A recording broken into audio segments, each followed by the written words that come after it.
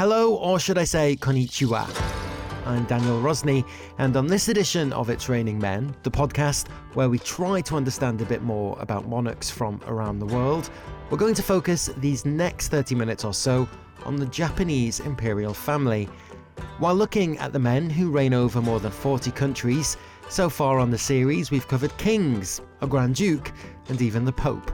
Yes, Pope Francis is a monarch of the Vatican City, and if you've not heard that episode, cue it up in your podcast feed after we discuss the one and only remaining emperor on the planet, whose reign began in 2019. As always, we're going to look at who he is, what his role is, how much power he has, and also find out about one of the biggest challenges facing the chrysanthemum throne in centuries, as we explore Emperor Naruhito of Japan. If you listened to our episode on the Danish King Frederick X, you may remember Denmark is the oldest monarchy in Europe, but Japan is the oldest continuing monarchy in the world, but it is at risk of dying out with only limited potential successors. More on that to come. Naruhito is the 126th emperor, and according to the official family tree, he can trace his line back more than 2,600 years to the first emperor, Jimmu, who is a legendary figure in Japanese culture. It's said that his great-great-grandmother founded the country in the 7th century BC and was a sun goddess. And you can see that reference today with the red circle on the country's white flag symbolising the sun. More than 125 million people live in Japan, making it the largest population of any single country that has a monarchy in the world. And while it's 2025 for most of us, in Japan, each emperor has their own era. So to some, this is the year Reiwa 7. Don't worry, we'll get into more detail later. And the relationship the Japanese have with the emperor is completely different to kings in Europe. The imperial family of Japan is rarely seen. It's a very controlled system of monarchy. And while the personal lives of Norwegian, British, Belgian or Spanish royals are discussed in tabloids, that's just not done in Japan in the same way. When you think of the country, there might be futuristic elements to your picture of Tokyo, Osaka or Kyoto because of the technology that is frequently used there, but it is a deeply traditional society as well. And while tech is booming and has been for years, the Japanese imperial family haven't been on the forefront. They only joined Instagram last year, more than a decade after other royal households around the world, but it was done in order to become more visible with younger generations, which would have once been unthinkable. The role of the Japanese monarch changed after World War II, when the country was defeated. In 1945, the then emperor, Naruhito's grandfather, announced on the radio that Japan was surrendering, and it was actually the first time that most citizens had heard his voice. And it is still rare for the emperor to speak in public, but he did last week on his 65th birthday in pre-recorded comments to a news conference where he said, "As the memory of the war fades today, it is important that the tragic experiences and history are passed on to the generations who do not know the war." One thing worth noting is how many other countries became a republic following the end of the Second World War. Not necessarily immediately, but in the following years. Greece, Hungary, Italy, Bulgaria, Romania and Albania, not necessarily as a direct result of the war, but clearly society changed. Even though Japan lost to the US, Britain and its allies, it retained its monarchy, but with some significant changes. And we can learn more about that now with Alice Seng, who is a professor at Boston University. And Alice, you have a specialism in Japanese art and architecture. Can you tell us more about that? Sure. Some of my research subjects more recently has been the visual representation of the Japanese monarchy. Paintings, woodblock prints, later on photography of the various members of the royal family. And so it's been fascinating. When you look at the image of any monarch around the world, and I'm probably more familiar with European monarchies than those in Asia, but the historic art that exists of portraits of kings and queens from centuries and centuries ago, But am I right in thinking that just wasn't really available in Japan until the 1800s? Right, you're very right. In the earlier times, such important figures like the emperor or anybody in the imperial family were considered too sacred to be represented visually. Like you just don't make a portrait of the emperor and show it around to the average person. He was just considered too sacred. It would be a privilege for you to see an image of the emperor, even if the emperor had already passed away. Certainly you don't get to look at the living emperor, but even ones who passed away, those are much too sacred to be just kind of circulated around. You certainly won't see their faces on coins, currency, or large statues before the modern period. And that's why when we talk about the current monarchy, the modern monarchy, from the mid-19th century onward, it was such a big visual revolution that, wow, yes, you will see photographs of them. You'll see popular press coverage of them. And yes, it is okay to look at them. You touched on it, but I'm fascinated by this idea that it's because the emperor was so sacred that you weren't able to know what he looked like. What is the relationship like now between the emperor and the Japanese people? Well, I think it's definitely changed a lot. The fact that they do go and tour the country, visit, the regular citizens, especially after times of natural disasters, they will definitely be, on site visiting with the people after an earthquake or any kind of major disaster. The imperial family, the emperor and empress, or other members of the family certainly will show up and openly talk to the people. They'll even kneel down and speak to them at their level. And so it's a very, very different relationship from earlier times. And this is something that not the current emperor, but the current emperor's father really started that. He was known as a very empathetic emperor, a pacifist, was very much trying to be in touch and in contact with the average people of Japan. And I guess visually, they do appear to be, they're dressed very similar to ordinary Japanese people, probably with slightly more expensive suits and dresses. I think it's all custom made. They don't buy off the rack. But the Japanese emperor pre-World War II was always seen to be in military uniform, whereas at the end of the Second World War, we started to see the Japanese emperor for the first time, I think, dressed in suits, dressed in much more civilian, normal clothing. Yes, and that was a conscious decision, definitely. Before 1945, before the end of the war, the modern emperor's role was to be the head of the military. That was part of his job, his responsibility, that he put on the military uniform, and a lot of the visual culture in that kind of wartime period was to show the emperor kind of actively, observing the troops. After the defeat, the constitution was rewritten, and so the role of the emperor was very clearly rewritten as someone who will not have any political activity. Basically, there was a clear announcement that the emperor was not divine, and that the new role is a symbolic role. His job is both ceremonial and mostly focused on kind of the cultural, but certainly not the political, does not deal with the military because there is none anymore, and certainly does not deal with anything having to do with governance of the country. So up until 1945, the emperor was still seen to be divine.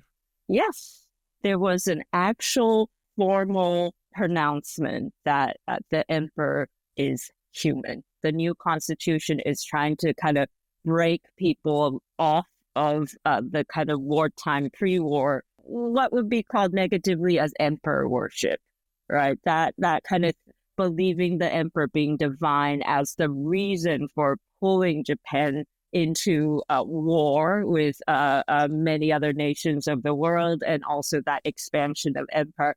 That was all done in the name of the emperor. So that's why the post-war constitution needed to be rewritten so that, you kind of have to break the people away from associating the emperor with this divine status as the reason for that kind of very militaristic expansion and kind of the divine reason why the empire had to exist. I think the people's association of the emperor becomes a much more personalized one, really appreciating the emperor and the imperial family as almost kind of like, these nice people who are always promoting peace. Their handlers, the Imperial Household Agency, they keep a very tight, strict control over what's appropriate and what's not appropriate. So whatever imagery you see, what the daily newspaper, the weekly magazines show of them, that's all fully controlled imagery of the imperial family. It's very, very rare to find kind of random snapshots of them. They don't go out shopping. They don't do anything. It's nothing like when you could see like photos of Princess Diana coming out of the gym, things like that. That does not happen with the Japanese imperial family. The constitution states very clearly that this whole imperial family now exists by the will of the people. Like if the people ever decided they didn't need this imperial family, then they will no longer exist. So this is a very new relationship. And with this new relationship, there is still traditional elements to it as well, because this era that comes with a new emperor. So am I right in saying that we're in the Reiwa era now? Yes, you are. So did they not use 2025, 2024? For business reasons, for official reasons, like the rest of the world, this is the year 2025. It was a convention that was much more meaningful during earlier times when the emperor truly had that very, divine stature. So people of the earlier generation, instead of saying, 1953, they'll say, Showa, whatever, or Taisho, whatever year. Like it's a different generation, those earlier generations, when they truly thought of their lifetimes and the time of, which year based on, what year of the emperor's reign. But I don't think people of this current generation think that way anymore.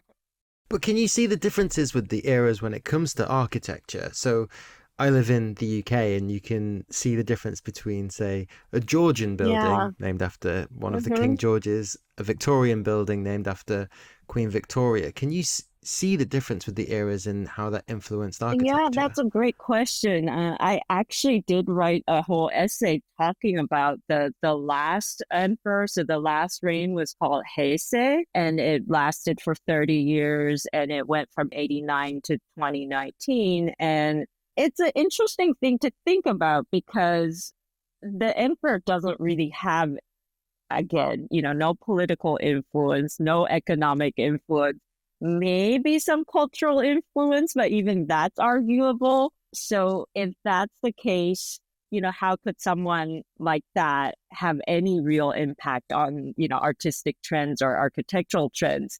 With all honesty, I would say no, there is no such thing as, Heisei style art or Heisei style architecture. But it is possible to try to see if there's some kind of connection. I mean, clearly the last emperor and the current emperor, they're both trying to really mend relations with the rest of the Asian countries. It's kind of a softer, more gentle Japan.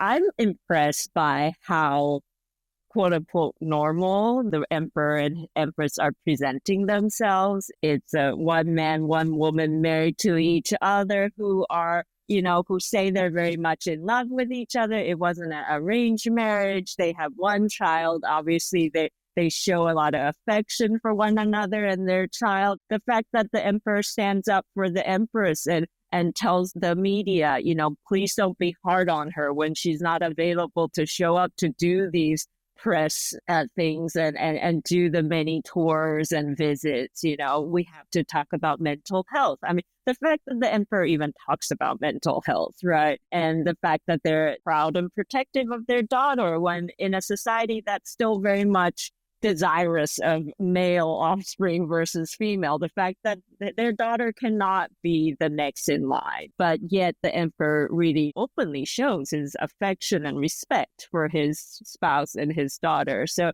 I think he is doing things that showing the Japanese people and the people overseas that it's possible to do things a bit differently and really kind of standing up for new values.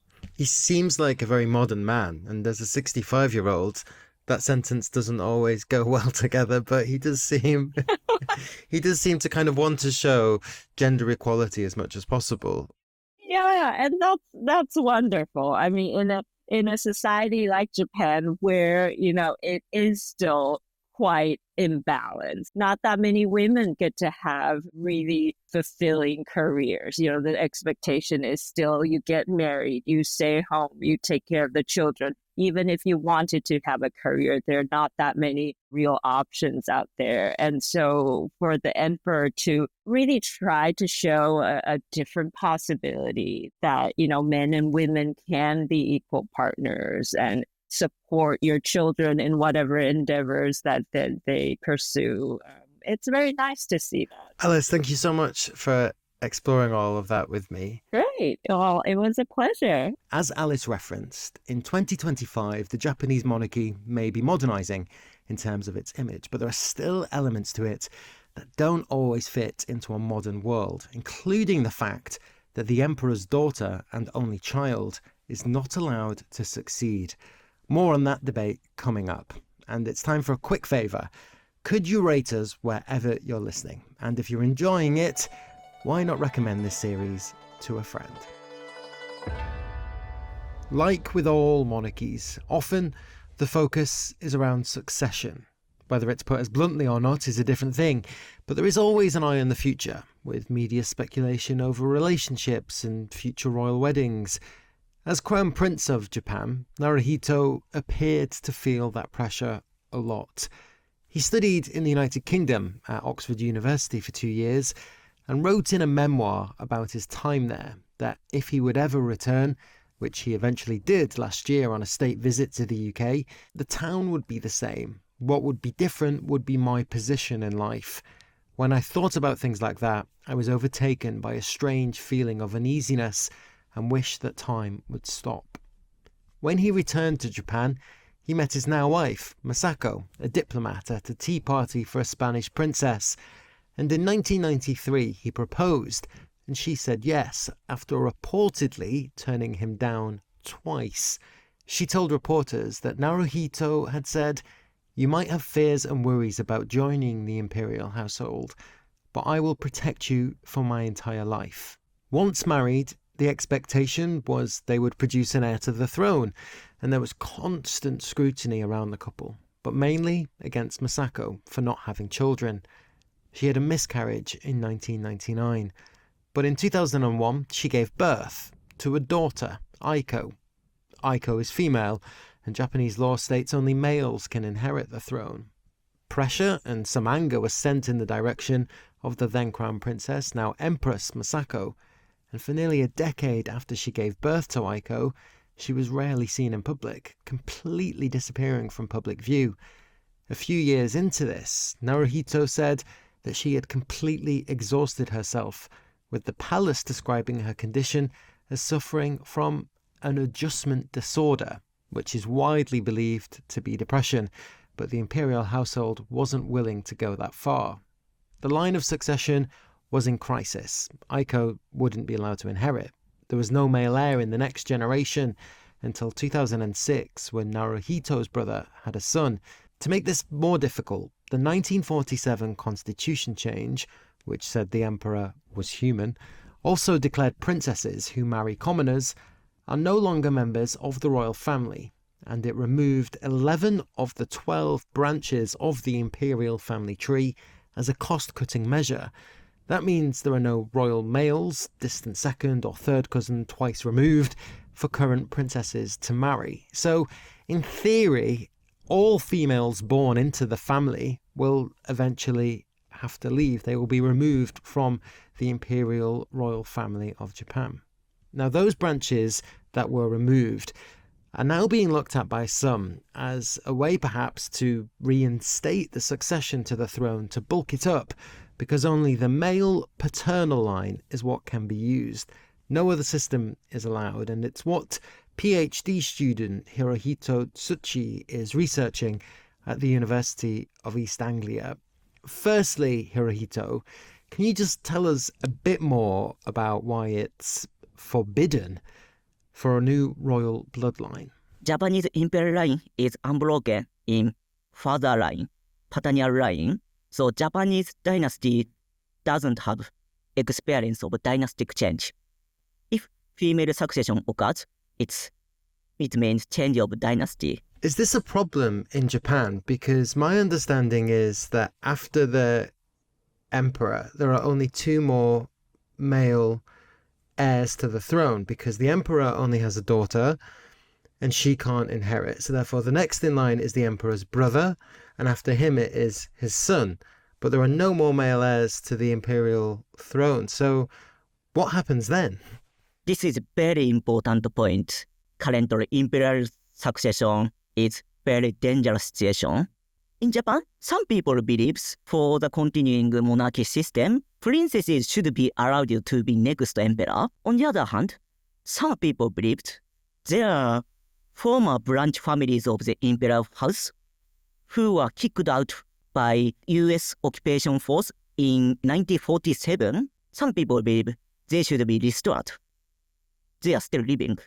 So that's why there are a lot of discussions, pros and cons of female emperor. Because women still can't inherit. In other countries, women don't have that equal right in terms of if they are the eldest child and then a brother comes along, the brother jumps them in the queue, if you like. But in Japan, it's strictly no-go. Some politicians believe female emperor should be allowed it. But many politicians believe if princesses will be emperor, after that, female emperor married commoner, then their baby will be next emperor. It's female line emperor. It means dynastic change.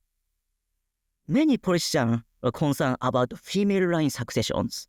Actually, in current Japanese imperial house law, emperor can marry with commoner. But not the other way around. The female can't marry a commoner. Female can marry commoner also, but if she married with commoner, like former Princess Masako, she should be leave imperial family. Wow, so there's 2 rules. A male member of the royal family can marry who he wants, but if a woman does the same, she has to give up her rights to the throne, and that happened with the emperor's niece, didn't it? Yeah, in historical perspective, many powerful men try to rob imperial power or royal power. Japanese imperial family and court society has strong concern. That's why it's kind of protection from invention from commoner, commoner's men. We should consider 100 years future. One of emperor's important activity is praying as a priest. So in Shinto, sometimes female are not allowed to attend religious ceremony as religious reasons. It's a big conversation at the minute in Japan, and one of the things that I want to learn more about is this idea of the Japanese emperor also being a Shinto priest. And I understand that you're also a Shinto priest, is that right? I have a license of Shinto priest. Shinto is a very unique religion. Some religious scholars believe Shinto is not a religion because Shinto is more close to cultural customs. Shinto doesn't have any specific rule, or Shinto doesn't have any Bibles. So in Japan, we have to learn about Japanese history and Japanese classical literature. Also, another perspective is Japanese emperor is not only state head, but also priest king. We're 6 years into his reign, and the conversation around the succession is continuing. Emperor shouldn't say any political statement. I have to strongly criticize if someone gets emperor's thought. It's very unrespectful. I believe, in general, His Majesty and other imperial families must believe imperial line should be continued. even in imperial family, aging is a very serious problem. And also, if princess is married, they should be kicked out from imperial family. So we have to discuss more hurriedly. And also, even former members of imperial family, there are also aging problem. My interest is Western modern bias. Many people believe family is just a family. But East Asian family concept is different from European monarchy. Thank you, Hirohito. It's been a pleasure learning more about your research. Thank you so much. どうもありがとうございました。As well as researchers like Hirohito trying to offer solutions, there are those with less patience. The United Nations Committee on the Elimination of Discrimination Against Women suggested to a Japanese delegation last October that it begins to consider establishing equality between men and women regarding the appointment of female emperors. But the Japanese delegation disagreed, saying it wasn't appropriate for the UN's committee to bring it up. In response, Japan announced earlier this year a freeze on voluntary funding for the United Nations Women's Rights Panel. The Japanese government reiterated its position that the qualifications for imperial succession is not part of basic rights, and that the male-only succession under the imperial house law does not violate the basic rights of women, and that it is not subject to discrimination against women. Beyoncé may have declared that girls run the world, but in Japan, it's very much going to continue raining men. Our email is itsrainingmenpod@gmail.com. Thank you for listening to It's Raining Men. If you enjoyed it, please tell your friends who also might be interested in kings, queens, power and palaces. And it would be great if you could subscribe so more episodes appear in your feed as soon as they're ready. And if you want to suggest a topic to be explored or have any questions about monarchies or specific members of royal families, you can find us on social media. Just search It's Raining Men. There's also a weekly newsletter on Substack too. Speak soon.